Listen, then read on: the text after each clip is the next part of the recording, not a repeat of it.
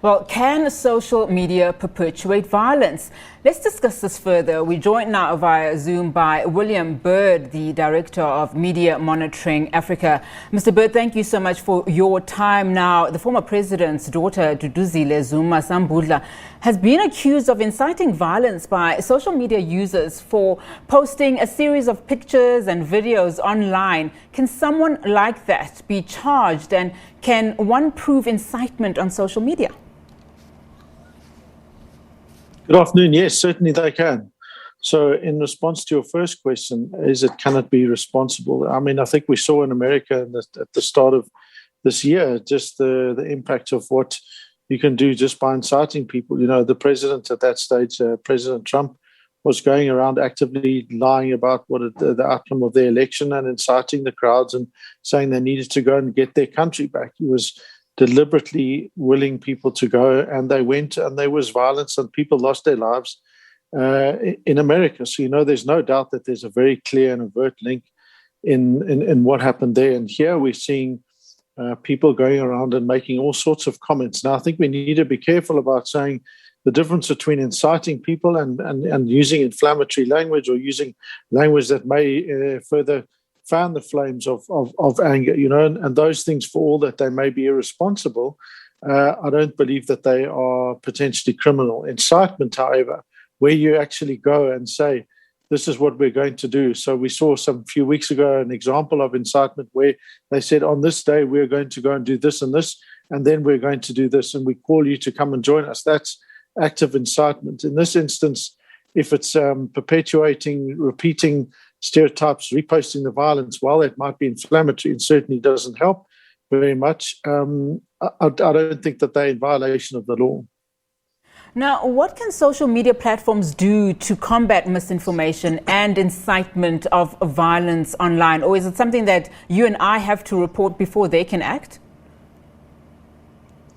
Well, sometimes if they see that things are trending and they know that it's a common subject, then they can act against it proactively. But very often it does rely on people reporting. So in South Africa, we've got Real 411, where we deal with digital harms, including incitement.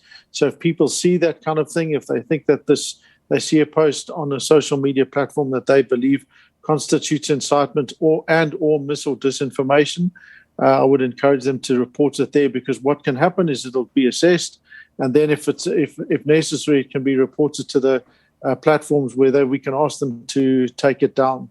So it's a way of trying to just mitigate the potential impact of this kind of extremely harmful content.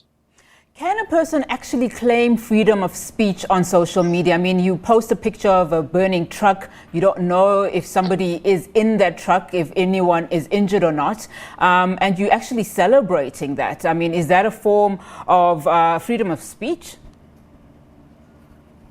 Yeah, it is, you know, and I mean, I think that we've got a very high tolerance of freedom of expression in South Africa because of our past, where we didn't, and so we should, you know, be cautious about saying that should be sanctioned or limited. What is clear is there are very specific forms of speech that aren't allowed. Incitement to war is one of them, where that kind of speech can easily be sanctioned. But where you've got a leader, or in that case, you know, one of former President Zuma's daughters posting things and seemingly celebrating violence, you know, I think you'd have to get a lawyer to look at it to determine whether they think it's incitement. But from a surface analysis of that suggests that, yes, it's inflammatory. Is it grossly irresponsible? Certainly. You know, I think that your previous guest fell far short of the qualities of a leader in failing to openly, outwardly condemn violence. It's a responsibility of any leader to be able to say, we condemn the violence, unless you're a terrorist organization, in which case then violence is your means. But we're in a democratic country where rights to protest are protected. But to say we need to protest, we need to do this, do not commit violence. People that commit violence, we will deal with you in an organizational fashion if that's where they are. You know, we need our leaders to be clear and unambiguous about condemning violence. Not just because it's the wrong thing and it causes damage to property, but because when you tolerate violence, when you allow that kind of thing to go on, you then undermine all of the other rights. So we've seen a failure by our political parties to condemn the violence and threats against our journalists, for example. And they think, oh, well, or they just keep silent about it. But the more you tolerate that stuff, the more you encroach and undermine people's rights to freedom of expression.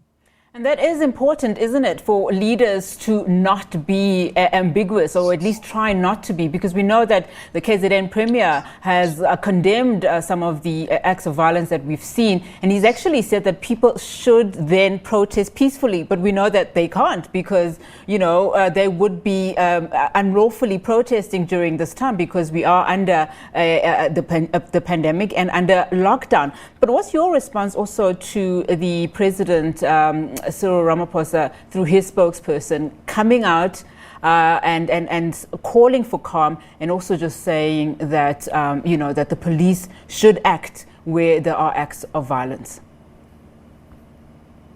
I mean, that sounds like one that's in line with the law. The reason you want people on social media to not heighten that tension is that when that spills out into real life, people will lose their lives at some point.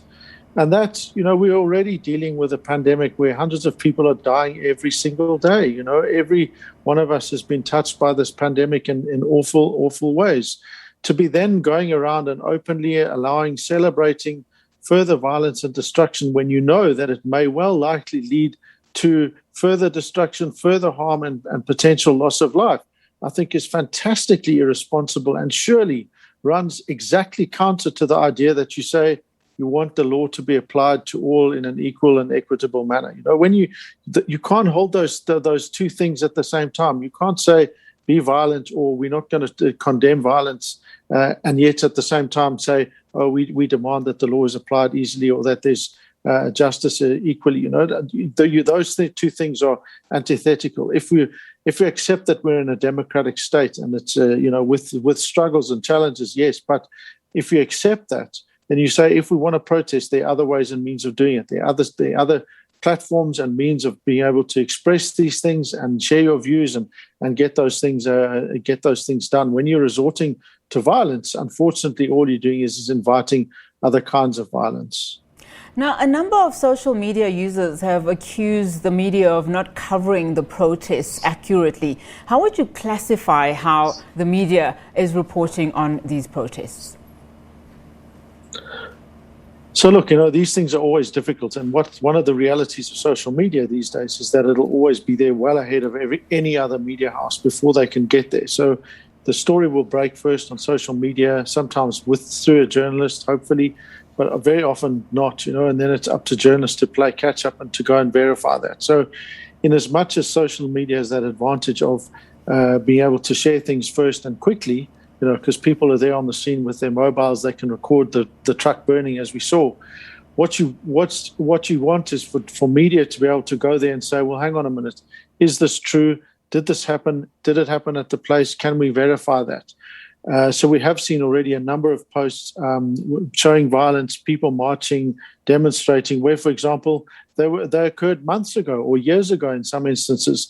Now, that isn't accurate information. That's just put there to try and heighten tensions and misinform people. There's classic mis or disinformation, right? So what you want is for your media to be there to verify and put out credible information that people then can say, okay, we understand where the violence is, what kind of shape it's taking, who's behind it, why it's happening, and what steps are being taken to reduce or prevent or mitigate that kind of violence. That's what the role of media should be. So then when you then see people going and saying, the media aren't doing this, and they're accusing them of bias, and there have been several allegations against the SABC that you're censoring this kind of thing. I mean, that's just nonsense. If you just look at at the timelines and look at the content and look at the reporters that are there on the ground, we've just literally crossed to one another. If you were censoring these things, we wouldn't be there. So obviously, in a time of heightened tension, also people are going to see something and they're going to go immediately, well, see, this proves that the media are biased. The reality is that the media are best chance of helping to understand these current events in a way that is fair, accurate, and that doesn't serve to heighten and encourage further violence. Well, something that we always strive for. William Bird, thank you so much for your time.